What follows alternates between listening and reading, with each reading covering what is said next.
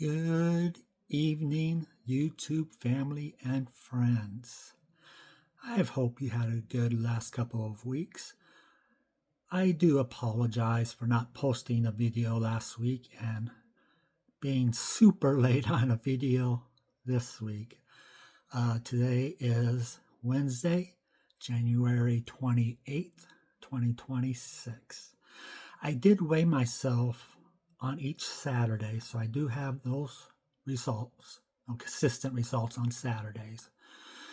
But I have so much to talk about. I'm debating what to share with you this time and what not to share. So bear with me while I go through this and kind of like winging it on what I want to share. So first off, this is going to be a combine of week 95 and week 96 results of being back on Mounjaro.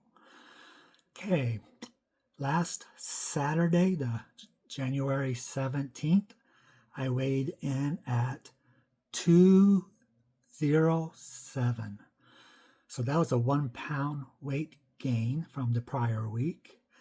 And remember, the prior week I had lost 5 pounds, but that had a lot to do with me prepping for my colonoscopy / endoscopy that I was going to have done on the 12th.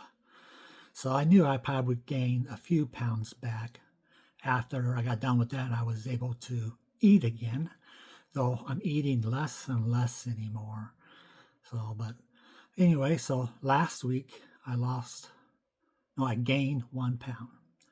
Okay, this past Saturday, the 24th, I weighed in at 207. So no change, which is kind of good. I was losing weight too fast there. But that does put me at, just for reference, back on November 22nd of 2025, I weighed in at 225. So if you go with 1, 2, 3, 4, 5, 6, 7, 8, 9, in 9 weeks, I've lost 18 pounds. So, and a lot of that was most recently. So, anyway, I'm happy with that. I do want to get in the below 200s at some point, but we'll see how it goes. Oh, I bought a new pair of jeans today at Kohl's, and I could not believe it. I was able to go down a full waist size. No, I had gone down to a waist of 38 a long time ago, but 36s were always too tight, so I never went with them. Well, I tried them on today, and they fit perfectly, not tight at all. So, yay! I'm down to a waist 36 on jeans. I'm so happy with that. So I decided, because it's been a long time since I measured my chest and my gut, my belly. The last time I measured them was back on week 79, which was September 27th. So back then my chest was 50.5 inches and my gut was 48 inches. Well, I weighed them just a little bit ago, and my chest is 46. That's down from 50.5, so that's a 4.5 inch loss on my man boobies. No. I'm so happy with that, so happy.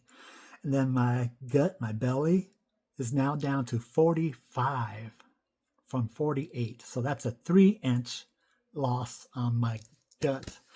And I can really see it, folks. If I take my shirt off, you can really see it. So why not? I'm in a tight space here, but we'll see what I can show you. All right. I'll just kind of scoot it.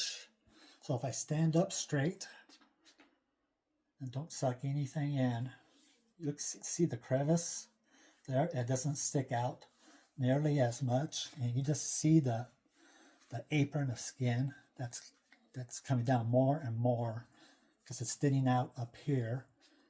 And of course, my chest is definitely getting smaller. So, and if I go down like that, you can really see how it's just crumpling in right now. Like it's starting to look like what you see on those weight loss shows when they go in and then they're ready to have skin surgery. That's what it's starting to look at. It's not quite there yet. Oh, and then my arms, of course. My flabby arms. These are about ready to have skin removal surgery, I think. So, but I'm not sure if I'm going to do that. It's something I've always wanted to do. But I don't, excuse me, I don't know.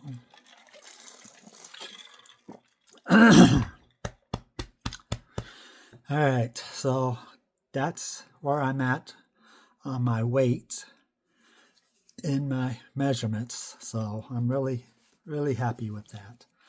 All right, so I think the next thing I'm going to talk to you folks about is how my colonoscopy and my endoscopy went back on the 12th. The colonoscopy, believe it or not, was fine. They found no polyps at all. The last colonoscopy I had back in 2023, they pulled 5 polyps out, and they were the kinds that could turn precancerous. The endoscopy before that, which was in 2020, they pulled three polyps out. I do that. I lose words. I don't know what disease is causing it, the cirrhosis, the MG, or how super tired I am. I'll get into that in a little bit. But anyway, so yeah, I went from 3 polyps that could have turned precancerous to 5 polyps that would have turned to precancerous to no polyps at all. So that is very good. They saw nothing wrong in the colonoscopy. So yay. Now the bad parts. When they did the endoscopy, there's a little good to it. The last 2 endoscopies showed a small varices in my esophagus. It's technically called esophageal varices. So, and that's caused by my portal vein hypertension because of my liver cirrhosis. The blood gets backed up in the portal vein because it can't all flow into the liver like it should because of the scarring, and it finds different paths back to the heart. So, but yeah, endoscopy did not find it this time, which is good news. Hopefully mean that's getting better. Or it could be something else because my stomach looks awful this time. Pre-emphasis back in 2023, my stomach started to look a little off, and they contributed that to mild hypertensive gastropathy. So that means the pressure is building up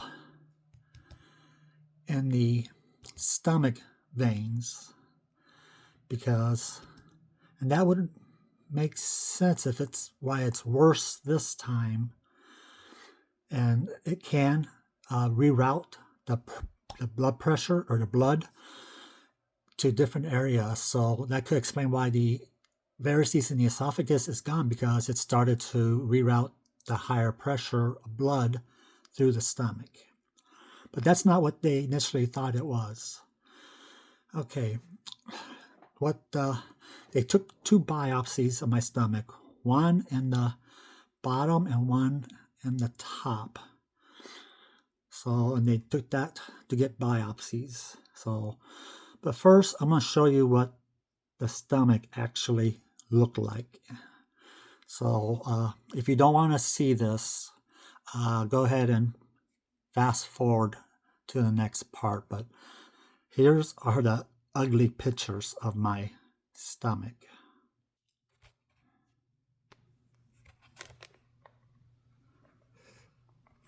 Oops, sorry, computer just went off. You see all this? This is from my gastric sleeve back in 2016. It's just the bumps, possibly. But all this red should not be there. This is also somewhat like a snake skin. You can see it, it's kind of like how snake skins and stuff. But it should not be red. So let me see if I can get in closer there. See how red that is? So that's just reflected light from my thing here. So let me drag down to the other pictures. Well, first let me show you where this is at. This is number 12. So if you go over here, I'm going to shrink this down. Okay.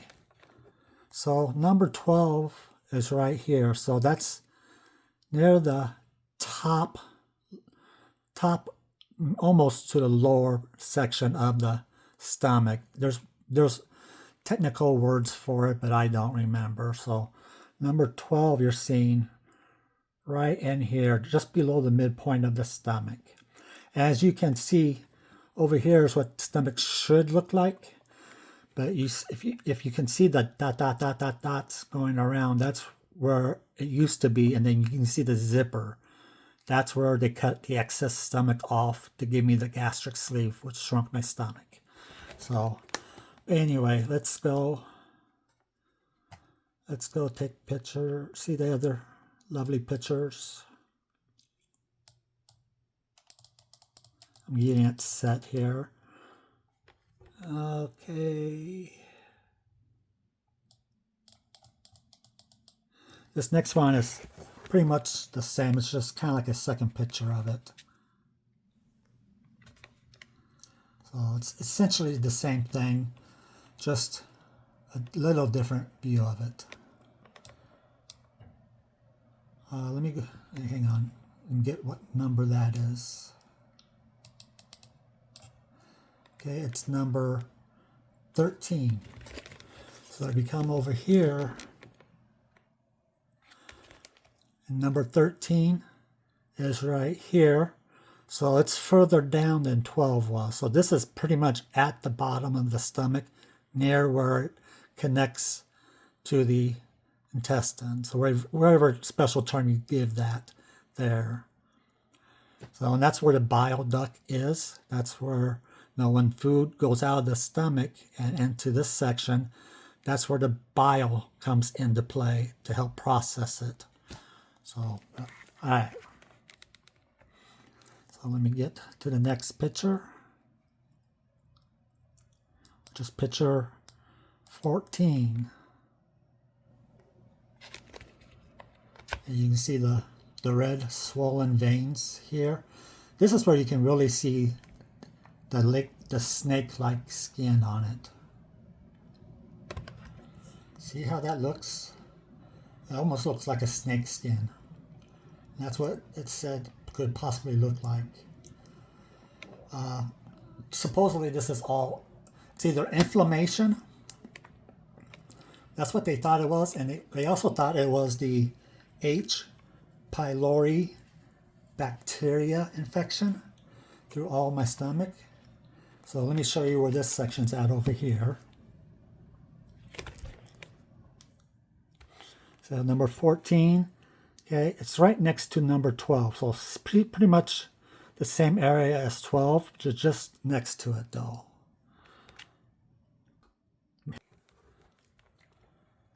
All right. So there it is again. So that just looks scary. Okay, let me move it over to the next picture. All right, this is one that looks the scariest, I think. This is number 15. Look at that. See white, red, veiny type stuff. Red veins. You get a section right here is bit, more red to it. So that's, God, that is scary to me. All right, so that's number 15. So 15 is here. So it's right near the zipper line, pretty much. So that's at about midpoint, yeah. Mid-lobe, mid. All right, is there another one here? Yes, one more. All right, this is how they take the biopsy. See, it's like a clamp, and they'll dig in to cut off that section. They're looking for that little, they're cutting off that little hump there and take it to get biopsy, but yeah, it's called a cold tool. So it's number 16. 16's at top here, and that's more midpoint. So yeah, are there any more pictures here? Let's see. No, that's the bottom of that one.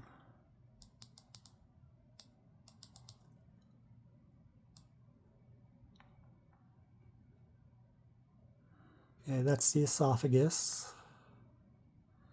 Esophagus. See, esophagus is a good color and looks good. Okay, so that's no more of that. So again, I'm going to go back here. So yeah, you got 12, 14, 13, 5, and I believe 4, and I believe 9 or 15, something like that. So, but these are 1, 2, 3. It's where the esophagus is at. I said the esophagus looked good. So, all right. So let me get this flipped back. All right, and I'm going to go here, and I'm going to get what they said about this endoscopy.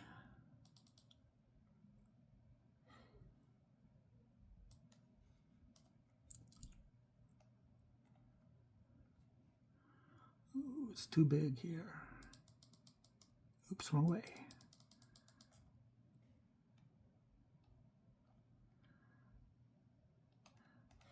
Okay, here's the findings. It says, let me get a drink of water.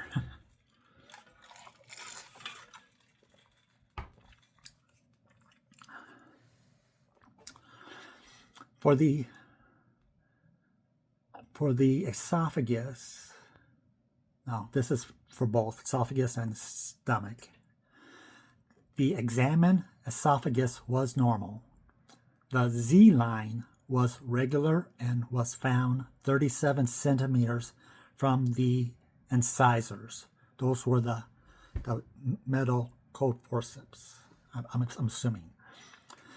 Evidence of a sleeve gastrectomy was found in the stomach. This was characterized by healthy appearing mucosa. All right, here's the next section that is a little scary, folks. It says segmental moderate inflammation characterized by congestion, edema. That's erythema and granularity was found in the gastric fundus. And that's just what the sections, I said top, middle, bottom. That's just what one of those sections is. It's called the fundus, F-U-N-D-U-S. Okay. It's also found in the gastric body, which is the midsection, and then in the gastric antrum. So antrum and the fundus. One is top of the stomach, one is bottom of the stomach. I don't remember which. So, and then the next says, antralization of the body was seen under NNB as in boy, I. You can look that up. Biopsies were taken with a cold forceps for Helicobacter pylori testing. That's why I just call it H. pylori. And also intestinal metaplasia. The biopsies were placed in 2 separate jars, one for the antrum and one for the body/fundus. The examined duodenum was normal. So, yeah, those are scary prognosis. The H. pylori is your bacterial infection, and you can get that by a number of ways. But I didn't think it was that, because I went and looked up ways to get that, and it's just, I don't think it's possible. But you would rather have that instead of the intestinal metaplasia. That is the really scary one, because you're really close to the precancer or turning into cancer at that point. And it's harder to get rid of, or harder to treat. So, yeah, those weren't the best results that I was hoping for. They did not mention the hypertensive, what did they call that? Portal hypertensive gastropathy. It's known as PHG. P as in Paul, H, G as in guy. So it's easier just to say PHG. So that was odd that they didn't mention that, considering that's what they considered what the stomach looked like last endoscopy. So they said there was estimated blood loss was minimum during this procedure for the biopsies. So, and here's what they said for impressions. It says normal esophagus, Z-line regular, 37 centimeters from the incisors. It's the same stuff. I'm not going to repeat it. It says recommendation, await pathology results. Perform a colonoscopy today, which they did. So, all right, that's that. Now to get to the biopsy results. Okay, let me get them brought up here. Okay.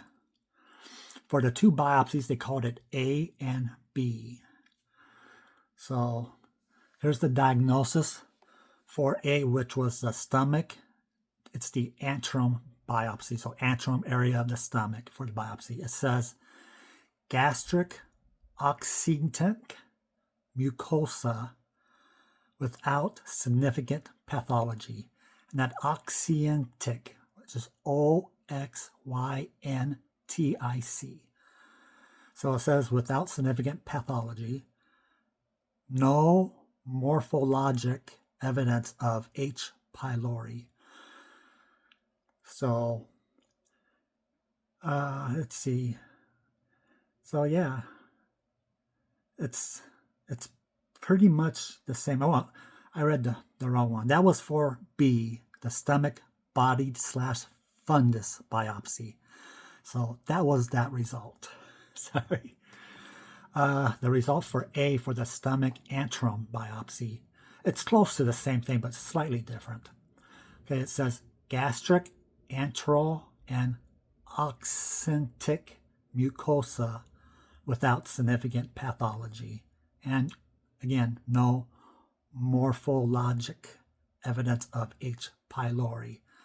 So pretty much what that states, or that means, is there is no bacterial infection in my stomach, and there wasn't no intestinal metaplasia.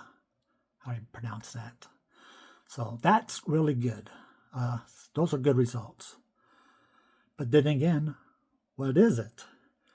So let me see if it says it down here or if it's in another one. They recommend I have a 3-year follow-up, which I do. I'm on every 3 years for my endoscopy, but now they are recommending that my colonoscopy go back to every 5 years since they did not pull any polyps this time. It was on every 3 years since they pulled 3 polyps and 5 polyps. So no polyps this time means they don't want to do it again until 5 years. So let's see. Okay, here's some more. Specimen A is labeled gastric antrum BX, and then R/O, H. pylori, and intestinal metaplasia, and is comprised of multiple tan tissue fragments measuring up to 0.3 centimeters. Then specimen B is labeled gastric body fundus BX, R/O, H. pylori, and intestinal metaplasia, and is comprised of multiple tan tissue fragments measuring up to 0.3 centimeters. So let's see here. A microscopic examination was performed to arrive at the diagnostic conclusion. Reported all specimens were formalin fixed and submitted for paraffin embedded sections. All controls have stained appropriately. So, all right. So let me go and see where it says where they think it is. That's going to be on communication in my chart. So let me get to that here.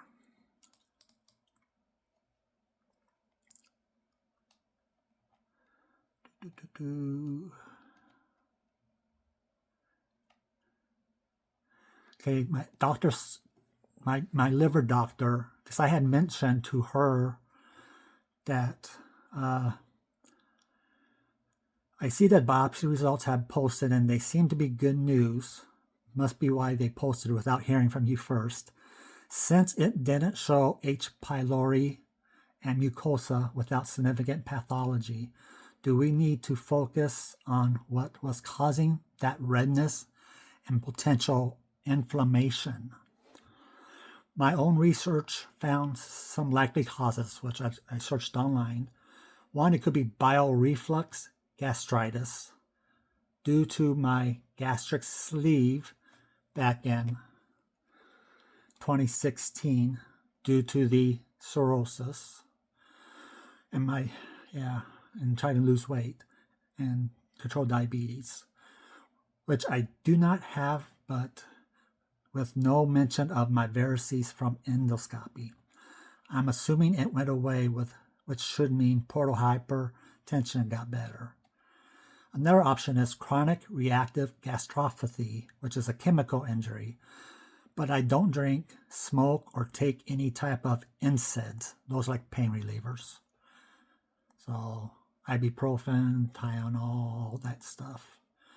But I do have chronic stress. So chronic stress could be part of it. Or it could be immune mediated mechanisms, since I have GMG autoimmune disease. This would be either autoimmune gastritis or lymphocytic gastritis. I also read that it is common for endoscopic visual appearances of the stomach to not match pathology report if cold forceps are used, as it might miss deeper inflammatory changes. And then I also told her I looked at prior endoscopies, and given that I had mild portal hypertensive gastropathy was found in the entire exam stomach, given that this means that I had subtle changes in the lining of my stomach, and it appears as a mosaic or snake skin pattern, which is caused by the HB P, portal hypertension, pretty much, from liver disease, and the images this time looks way worse. Is it possible that the condition worsened over the past 3 years due to continuation of portal hypertension? And the liver doctor replied, I have a message out to Dr. Shane about your questions about portal hypertensive gastropathy, so I will get back to you on that. He otherwise thought it may have been due to your surgical history, some scar tissue. So he thought it was from my gastric sleeve that was 9 years ago. But at first that didn't make sense to me at all. But like, that was not so long ago. Then she says, overall, I don't want this to cause you stress. Almost every single EGD the doctors do has some amount of erythema, inflammation, and gastritis. So it is very common. And I replied to her, no, I'm a little skeptical that it's scarring from the gastric sleeve, given it was back in November of 2016. My endoscopy looked okay in 2020, and then in 2023, the endoscopy said it was PHG was mentioned, the portal hypertensive gastropathy. So I said, I know I'm no doctor and just have my research to go by, but those new pictures this time looks really scary to me. Then I sent another follow-up on this and said that, sorry, it does appear upon further research that you can have complications from the gastric sleeve many, many, many years in the future. If I knew it back then, I forgot about it. So it's like, yikes. And it says, it appears that scar tissue from surgery can appear 9 years later as irregularities that mimic H. pylori gastritis or the PHG. It can look like the pictures of my stomach. It can develop antral-reactive gastropathy, reflux of bile. I didn't know complications can develop years later, like staple line leaks, strictures, or ulcers. Wonder if bile reflux is causing my increased acid reflux, even after doubling the prescription to a pill in the morning and pill in the evening. So that's my acid reflux pill, my prednisol. So, but whatever you land on, I'll be okay with. Just trying to figure out why extreme tiredness, fatigue is getting worse. I wake up tired, last all day. The last couple of weeks, if I do anything, I feel extremely tired. Like now, been up 2 hours, took a shower, got on computer, and feeling extremely tired. And folks, I'm not kidding you. It is getting worse. I pretty much got out of bed, went on the computer this morning. Then after an hour or so, went and took a shower. And I was drained. I was tired. But then I went and got the mail.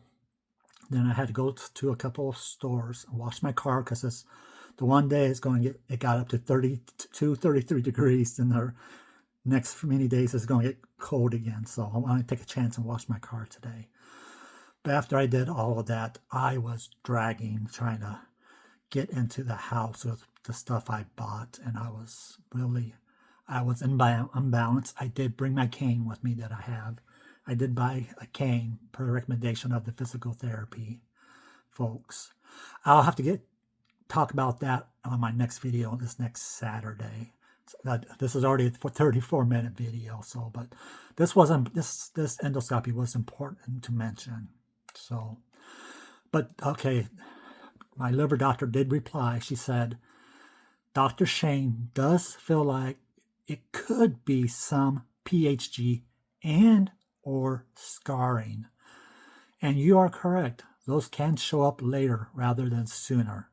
Talking about the scarring from the gastric sleeve. She put, I understand your concerns. I cannot say that I see a distinct reason for your tiredness, fatigue, solely from your liver cirrhosis.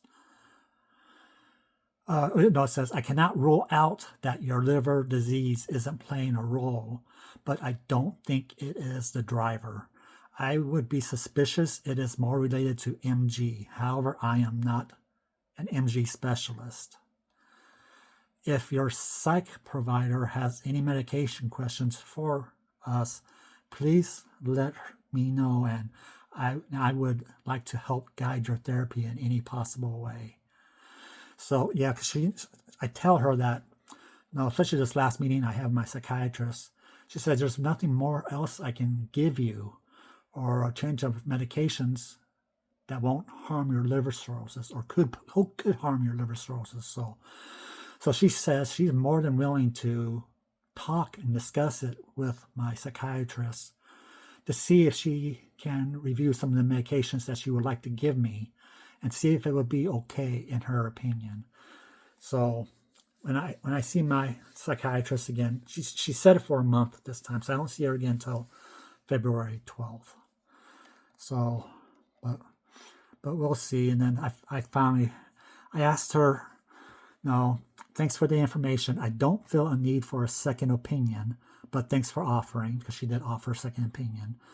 Given the stomach looking scary from either scarring from sleeve or from PHG, would it be beneficial for me to get that 3D CT scan you had mentioned before in replacement of MRI? Because I can't get an MRI right now due to my Inspire nerve stimulator implant. I don't even want to get into that right now.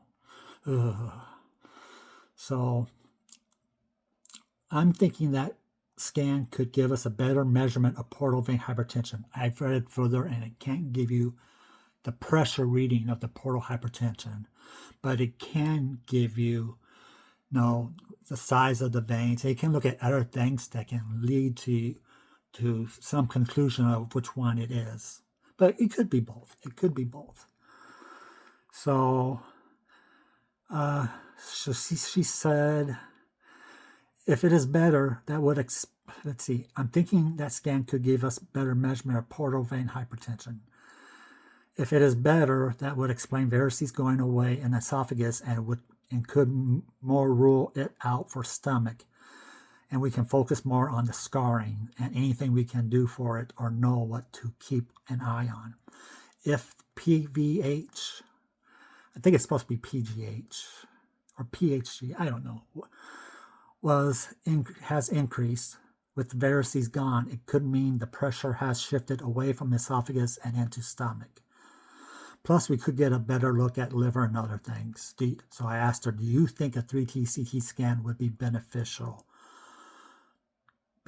doing now? Or should we just continue to wait with monitoring?